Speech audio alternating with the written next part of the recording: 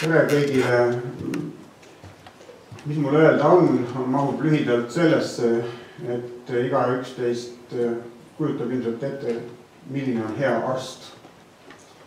Ja hea arst ei ole mitte ainult niisugune, kes arstib hästi, teab arstiteadusest või kellel on osavad käed selle arstiteaduse teie peal rakendamiseks, kes ei pane häid diagnoose, vaid heal arstil on ka veel omadus teiega saada see kontakt.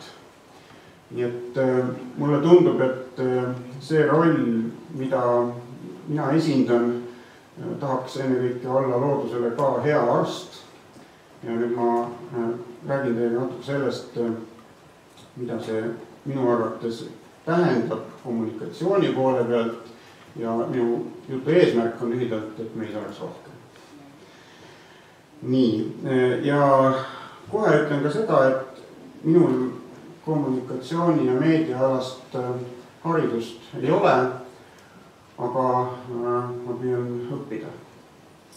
Ja et kohe viia teid asja tuuma juurde, siis tuleb tõdeda, et see, millist rolli teadlased üldse ühiskonnas peaksid täitma ja sealhulgas Eesti ühiskonnas on parasjagu just väga kuum teema ja muuhulgas ka keskkonnaga seotult. Ja see keskmine punane joon siin tähistab siis sõna otseses mõttes punast joont, mille ühel või teisel pool teadlased püüavad olla ja sellest siis mitte üle minna või vähemalt sellega suhtestuda ja need teesid kahel poolt punast joont on vastandused. Ühest küljest räägitakse sellest, et teadlased peaksid andma ühiskonnale nõu, aga leidub neid, kes ütlevad, et teadlased ei peaks ühiskonnad midagi arvama, vaid nad peaksid tõde otsima oma liistude juures, võib vist öelda. Ühest küljest eeldatakse, et teadlased tutvustavad oma tööd, teisest küljest me kõik teame, milliseid lihtsustusi üks tutvustamine hõlmab ja selle vastu võib siis panna, et teadlane ikkagi peaks ennekõike jääma oma põhimeetodite juurde, ütleme siis professionaalseks. Siis öeldakse, et mõni teadlane ei ole erapooletu ja siis samal ajal teise poole esindajad ütlevad, et aga see on väga tore, kui teadlased on oma valdkonna entusiastid.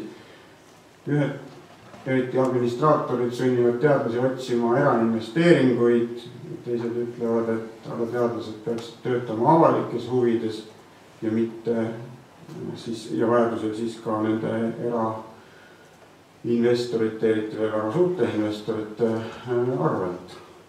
Ja lõpuks võib küsida mõnikord, et teadlased, et mis on teie seisukoht, aga leidub ka neid selles debatis, kes tahaksid saada mingit kollektiivset seisukohta. Ja kõik need on siis ühe teadlase jaoks mahutatavad üldise loosungi all, et ühiskond ju maksab teile. Ainult, et need asjad, mille eest ühiskond siis just nagu maksab, on selles debatis, nagu te saate aru, läbisegi.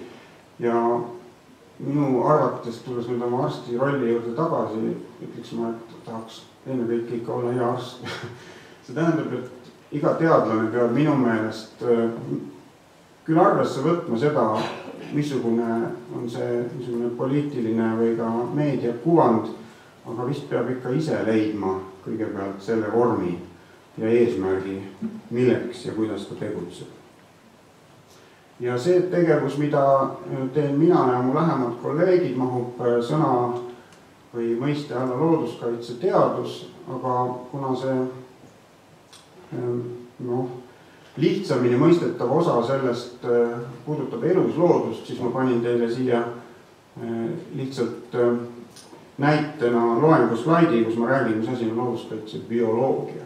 Looduskaitse bioloogia ei ole tänapäeval, see on ebaõnnestunud tekitatud termin, ei tähista mitte bioloogia, aga tähistab bioloogilist objekti. Niisiis me uurime looduskaitse bioloogias elurikkuse või eluslooduse kaitseks vajalike ja rakendusliku eesmärgiga asju. Ja me võime selle laiendada kogu looduskaitsele, ka eluta loodusele, seda saab siis teha mõnel teisel üritusele. Ma tahan öelda, et siin on 3 põhimõttelist küsimust, millele meie oma igapäevatöös teadlastena vastame või püüame vastata. Esiteks, et mis ja kuidas toimub looduses siis elusloodusega me kirjeldame ühte protsessi, nii nagu arst peab üle vaatama sümptomid. Siis me küsime, et mis sellest siis tuleneb esmajoones inimesele, aga mitte ainult, ka ökosüsteemidele tervikuna ja ka loodusele, millel võiks olla mingisugune iseväärtus. Ja seda me saame teha, me saame prognoosida neid tagajärgi ainult siis, kui me väga hästi tunneme neid põhjuseid, mis selles süsteemis toimuvad. Ja lõpuks küsime me ikka selles samas teaduse raames, et mida ja kuidas teha saab ja parimal juhul ka siis katsetame neid erinevaid viise. Nii et sõna rakenduslik siin tähistab seda minu meelest, et ühiskonnal on seda vaja. Et kui me räägime edaspidi sellest, et teadlane tuleb avalikkuse ette, siis seda tasub meeles pidada. Ja siin on teile üks rida raamatukaasi, paar tükki ka eestikeelseid, enamik nendes keeltes, mida loeb tunduvalt suurem hulk inimesi. Ja neid raamatuid ühendab üks oluline tunnus ja see on, et need on kirjutatud tippteadlaste poolt. Ma ei tea, kui palju teie seas täpselt teadlasi on, aga nendele ma igaks üks ütlen, et need numbrid siin, need on selline asi nagu hash-indeks. Ehk siis Marko Mägi tegi selle peale kohe nägusid. Nii et te võite tema näost näha, et need on väga suured numbrid. Tegemist on maailma tippteadlastega ja räägime hash-indeksitest teinekord. Nii et minu eesmärk oli lihtsalt öelda, et on ilmselt mingi põhjus, miks maailma tippteadlased kirjutavad populaarseid raamatuid, näiteks nagu Vihmametsa uurija ülestunnistused on selle ülemises reas vasakult 4. raamatu väikeses kiires pealkiri. Miks nad niisugust asju teevad? Veel enam, võtate lahti mõne multimeediakanali, näiteks nagu YouTube ja leiate seal nende samade väga tunnustatud teadlaste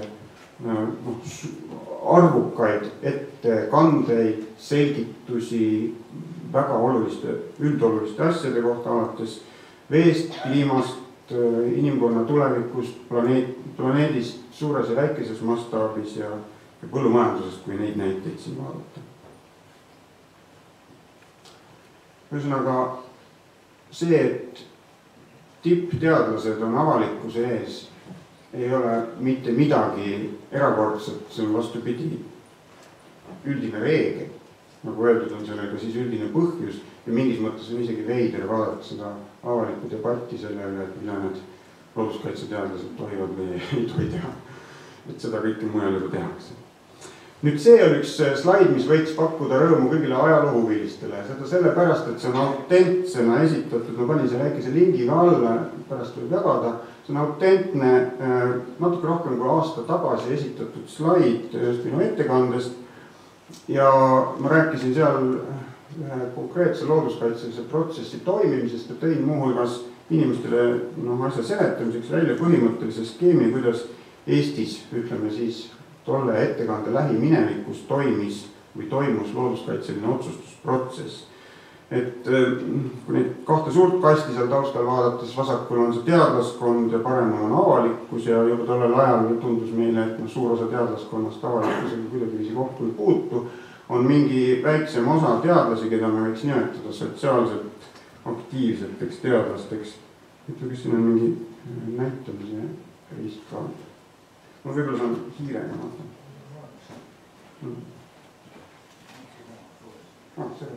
Selge. Niisiis, siin on need sotsiaalselt aktiivsed teadlased ja tollel hetkel, kui mina seda skeemi tegin, meie puutusime avalikkusega kokku äärmist kaudteed pidi. Tähendab see, keda me looduskaitses arstina õigupoolest kõige rohkem nõustada tahtsime, on mõistagi ühed looduskaitse administraatorid, kes teevad otsuseid ja sageli planeerivad neid siis ja siin on veel sellele eelnev tavaliselt mingisugune strateegiline planeerimine, millest võtavad osa poliitikud, aga oluline on siis, et see sotsiaalselt aktiivsete teadlaste võimalus sisendit anda sellesse oli esiteks ka otse väga nõrk ja kaudselt nagu erakordselt keeruline. Me tollel ajal suhtlesime põhimõtteliselt kolmanda sektori nagu aktiivsete keskkonnavabaühenduste kaudu, kelle kaudu võis olla võimalik mõjutada näiteks mõnda strateegilist dokumenti, sest nad olid sinna kaasatud selle tegemisse. või siis oli võimalik mõjutada meediat, näiteks leida üks meediakontakt, kelle kaudu me siis just nagu saime ka midagi öelda ja noh, meedia siis omakorda mõjutas avalikkuse kaudu neid poliitikuid. Nüüd ühesõnaga, mis mulle selle juures meeldib, isegi kui see ei ole teaduslikult lõpuni adekvaatne, aga see oli minu tolle hetke tõdemus. Ja nüüd selle isikliku vaatega edasi minnes, siis leidis aset üks protsess, mida me võime nimetada vist avalikkuse poole pöördumiseks. Kindlasti ei pea seal nüüd niiviisi sündima, aga minu puhul see niiviisi sündis.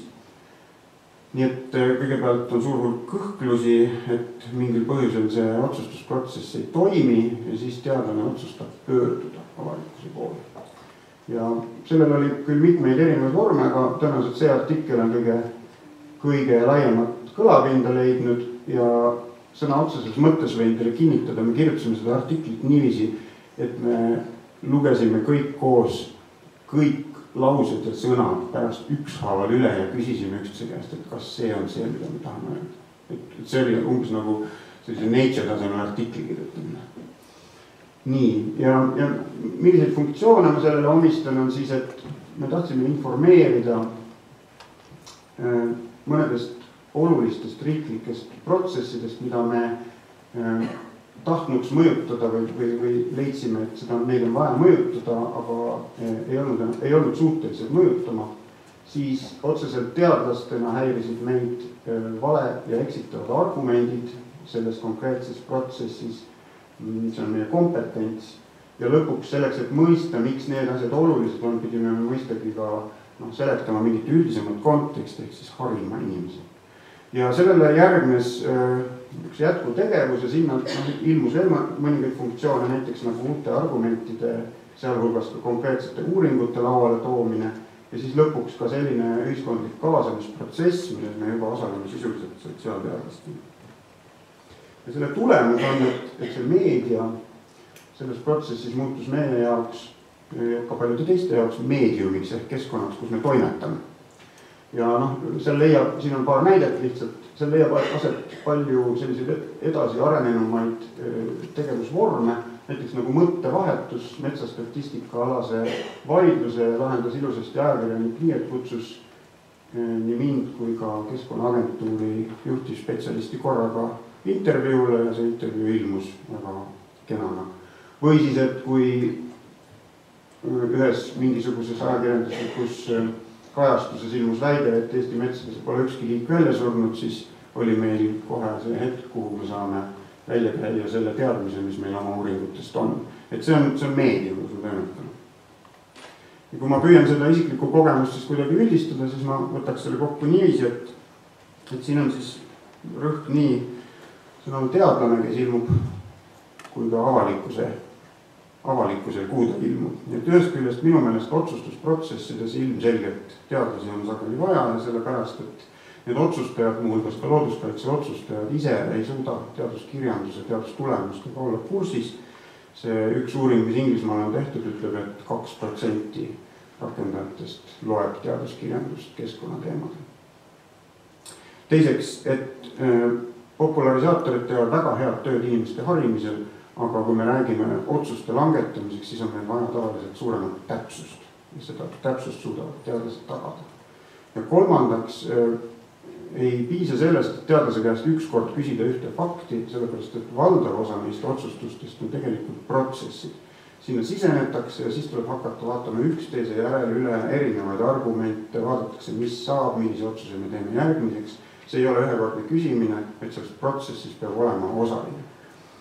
Ja miks siis avalikkuse ees, et nagu öeldud, looduse puhul teevad seda maailma tippteadlased ja nad teevad seda sellepärast, et me räägime ühest avalikust hüvest esiteks ja teisest me räägime väärtuspõhisusest, mida ei saa omistada ainuisikuliselt ei teadlane ega ka poliitik, et seda saab teha ainult ühiskond tervikuna, kui me räägime suurtest otsustest või kogukond, kui me räägime kogukondlikest otsustest. Niisiis, need protsessid, mis seal olulised on, et sageli on teema konfliktne, me peame olema suhteliselt kaaluma seda kuidagi ühiskonnas.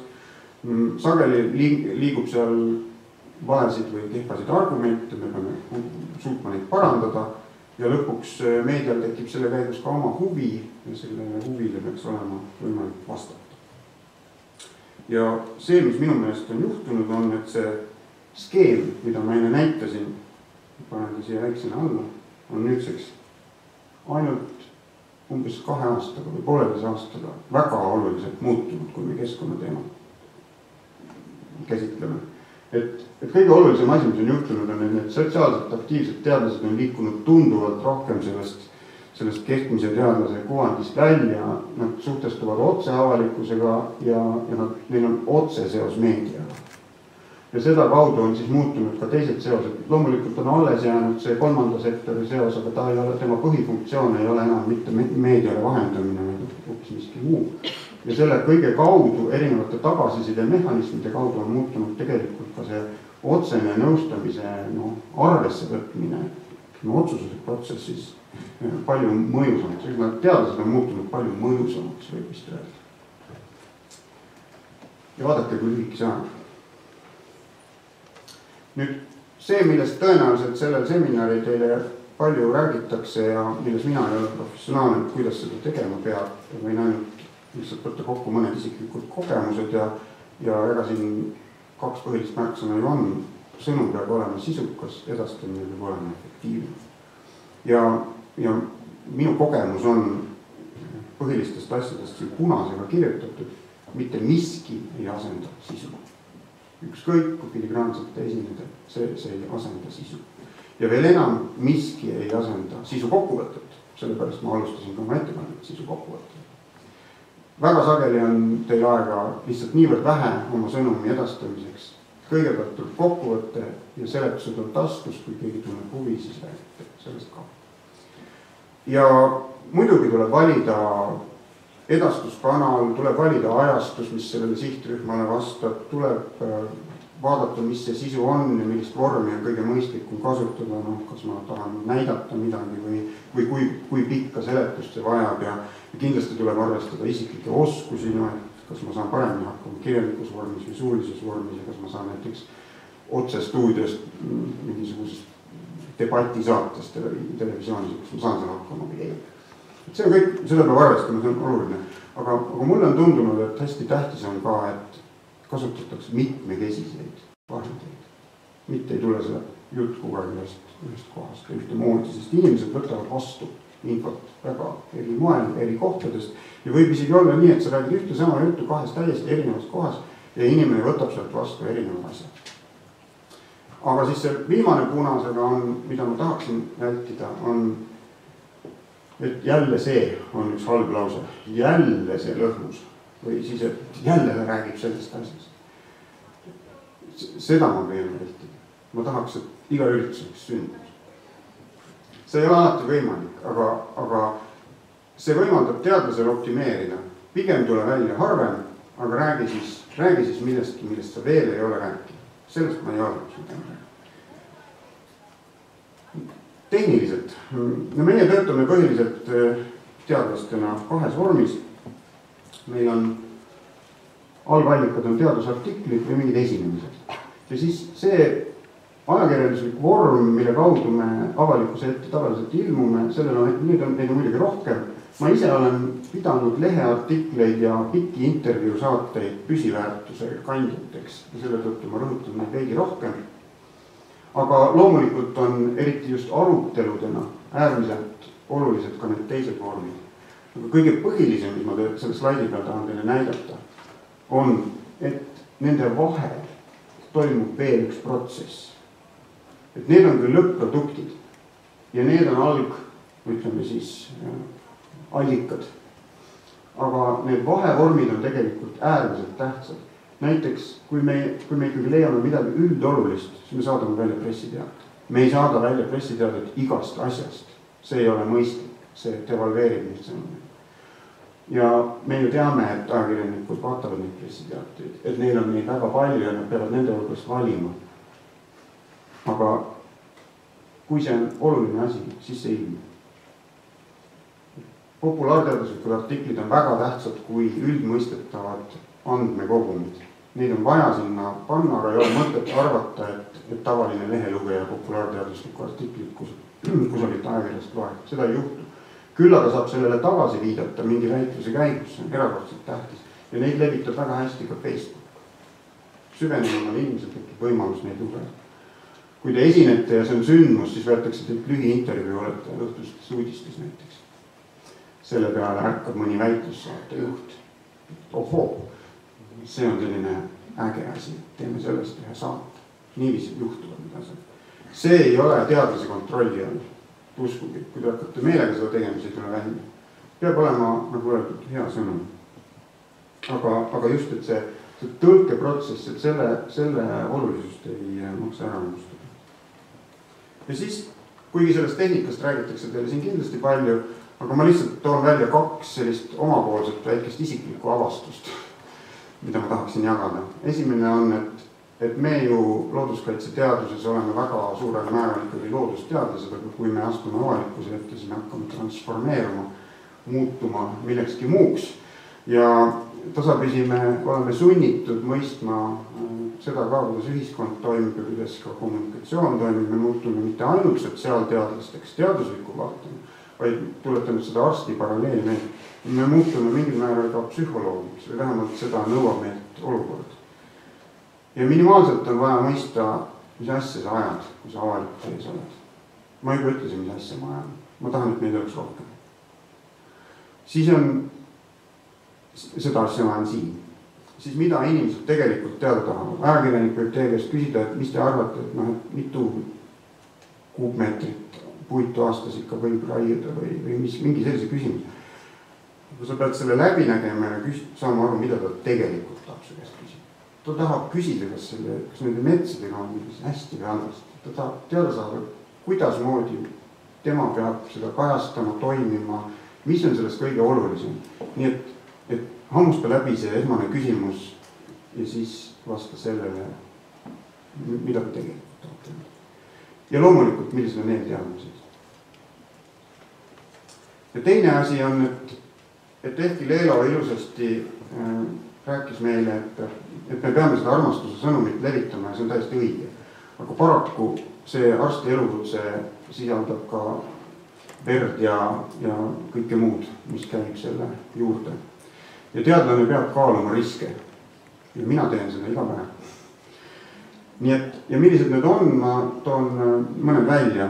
Kõige tavalisem on see, et teadlasel võib olla kitsas teadmine, ta tuleb seda teadmist esitama, aga nagu öeldud, et tegelikult inimesi huvitab miski muu, nad küsivad teilt laia küsimus. Peab olema ette valmistatud, et tuleb vastata laiale küsimusele. Ja kui seda teha ilma ette valmistamata või liiga bravuurikalt, siis võib tulemuseks olla eksimine. Teadlasel üldiselt eksimisruumi väga palju ei ole. Teiseks, konflikti olukorrad, isiklikud rünnakud, kõik sellised asjad, kui me ikka päris looduskaitsega arsti positsioonilt tegeleme, siis kahjuks nendest ei ole võimalik hoiduda. Mitte midagi peale teha. Võib võtta omale vaikset vett ja selliseid lihtsaid olukordi, aga minu meelest arst peab esmajoones tegelema sellega kodus haigus. Ja kui me seda teeme, siis me satume arvestades, et poliitikutel on huvid ja erainvestoritel on huvid ja ühiskonnas on lisaks avalikule huvile ka mitmesugust teisi huvisid. Et see tähendab stressi olukorda, midagi pole teha. Aga looduskaitsjad on kõik niisuguses olukorras, kes ei usu, vaadake seda lendava filmi, kus Uudo Timm ja teised käivad. Siis on kindlasti oht inimestel, teadlastel, kes ei ole, kellel on kas isiklikke eeldusi selleks või ka et nad ei mõtle selle üle põhjalikult, on oht muutuda meelelahutajaks. See tähendab hakata käima üritustel lihtsalt sellepärast, et seal käia. Teadlane peab arvestama, et see on tema jaoks risk. Ja muidugi puht professionaalselt need asjad, millega me tegeleme, on tegelikult rasked asjad, need nõuavad aega. Ja eriti ettevalmistusprotsessis ja ka selles jätkuprotsessis. See ei ole nii, et räägid ühes kohas mingi juttu ära ja siis sellega on asi lõpetatud. Tavaliselt siis alles hakkab.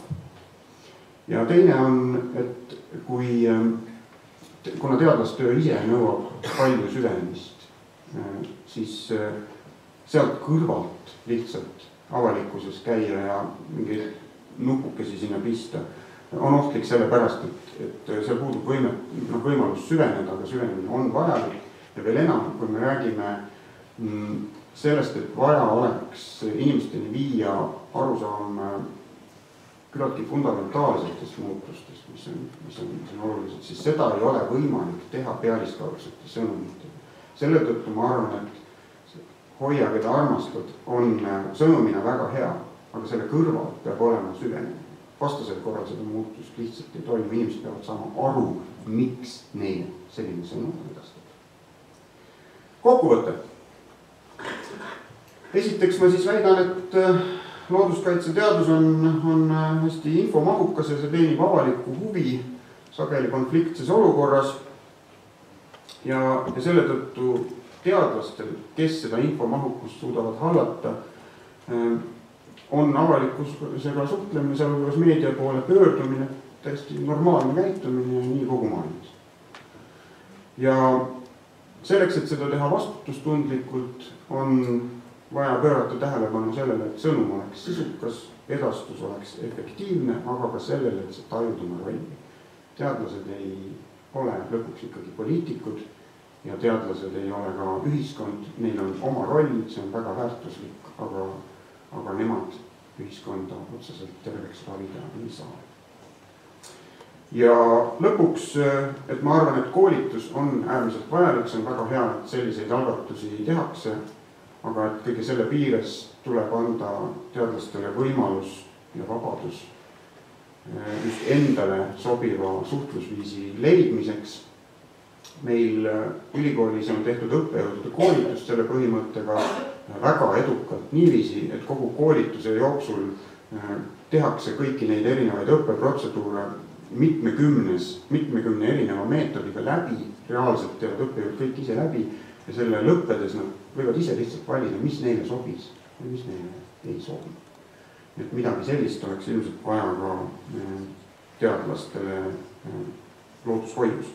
Ja lõpuks, et öelda, et vastata küsimusele, et kas teadlased võivad reljeefseid ütlemisi esitada, siis ma panen teile siia nendest eelnäidatutest kõige kõrgemate teadusnäitajatega troopikaökoloogi minu meelest väga reljeefse väljaütlemise avalikkusele.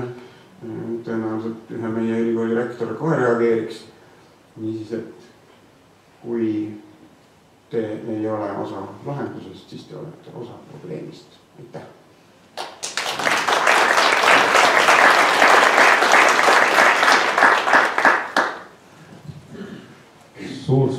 Suur tänu. Ma usun, et küsimusi on. Tiit. Aitäh, Asko, hästi toreda ettekande eest. Mulle meeldis paljude teiste asjade juures ühe olulise momendi väljatoomine, et sõnumi puhul on alati väga oluline sisu.